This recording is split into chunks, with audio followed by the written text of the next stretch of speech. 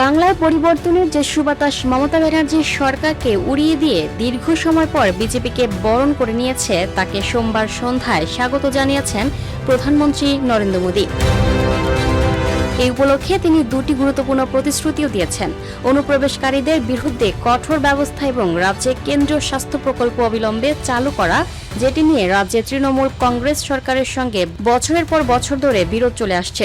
এছাড়াও দুটি বিষয় নিয়ে বলেছেন, কংগ্রেস এবং সমাজবাদী পার্টির পতন যে দলটি নারী কোটা বিল আটকে দিয়েছিল, তিনি বলেন এই দুটি দলকে নারীদের রোষের সম্মুখীন হতে হবে। সোমবার সন্ধ্যায় বিজেপির সদর দপ্তরে কর্মীদের উদ্দেশ্যে দেয়া এক ভাষণে প্রধানমন্ত্রী মোদী আরও বলেন, আজ থেকে বাংলার ভাগ্যে এক নতুন অধ্যায় যুক্ত হলো।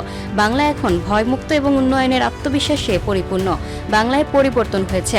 বাংলায় ভারতীয় জনতা পার্টির এই সাফল্যের কৃতিত্ব আমি বাংলার জনগণকে উৎসর্গ করেছি।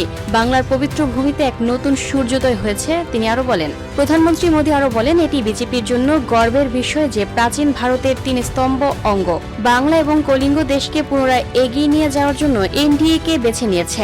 আমরা একটি উন্নত ভারত গড়ার উদ্দেশ্য নিয়ে যাত্রা শুরু করেছি। উন্নত ভারত গড়ার সেই সংকল্প পূরণে পূর্বাঞ্চলের উত্থান অপরিসীম তাৎপর্য বহন করে মোদী আরো বলেন।